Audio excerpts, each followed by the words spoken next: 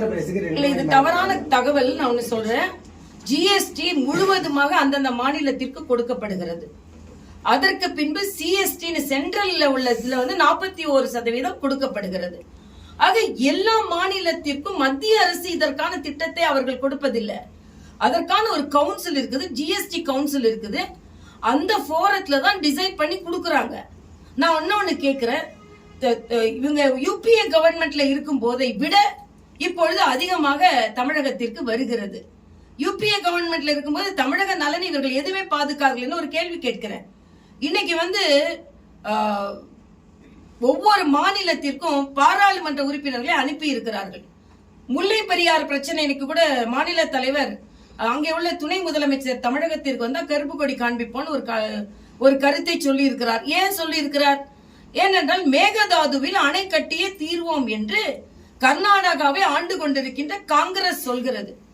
இன்னைக்கு இல்லாத ஒரு தொகுதி வரைமுறை பிரச்சனையை எடுத்துக்கொண்டு ஒவ்வொரு மாநிலமாக பாராளுமன்ற உறுப்பினர்களை அனுப்பி இருக்கின்ற ஸ்டாலின் காவிரி பிரச்சனையை தீர்ப்பதற்கு ஏன் ஒரு குழுவை கர்நாடகாவிற்கு அனுப்பவில்லை? முல்லை பெரியார் பிரச்சனையை தீர்ப்பதற்கு ஏன் உங்கள் குழுவை நீங்கள் கேரளாவிற்கு அனுப்பவில்லை? ஆக தமிழக பிரச்சனைக்கு உங்க குழு போக மாட்டாங்க. இல்லாத பிரச்சனை. மரியாதைக்குரிய அமித்ஷா அவர்கள் தெளிவாக சொல்லிவிட்டார்கள், தமிழகம் பாதிக்கப்படாது அப்படின்னு. அப்படியே அறிவிக்கப்பட்டால் கூட அது பாராளுமன்றத்தில் விவாதத்திற்கு வரலாம். அதே மாதிரி அங்கே மேல உள்ள தலைவர்கள் எல்லாம் சர்வ கட்சி கூட்டத்தில் விவாதிக்கலாம். இல்லாத ஒரு பிரச்சனைக்கு உங்களது பாராளுமன்ற உறுப்பினர்கள் குழுவையும் அனுப்பி கொண்டிருக்கிறீர்களே. இன்னைக்கு முல்லை பெரியார் பிரச்சனை அவர் உயர் நீதிமன்றத்திலே நமக்கு எதிராக கேரள அரசு கருத்து சொல்கிறது. அதற்கு குழு அனுப்புனீங்களா? காவிரி பிரச்சனை இன்னைக்கு கூட மேகதாதுல அணை கட்டிய தீர்வோம்னு சொல்றாங்க. மத்திய அரசு அதற்கு அனுமதி கொடுக்க மறுத்து கொண்டிருக்கிறது. ஆனா அதுக்கு குழு அனுப்புனீங்களா? ஆக தமிழக மக்களின் பிரச்சனைகளை பற்றியே இவர்கள் கவலைப்படாமல் வேறு மாநில பிரச்சனைகளை பற்றி இவர்கள் கவலைப்பட்டு கொண்டிருப்பதனால் தமிழக மக்கள் 2026 ஒரு முடிவு எடுப்பாங்க.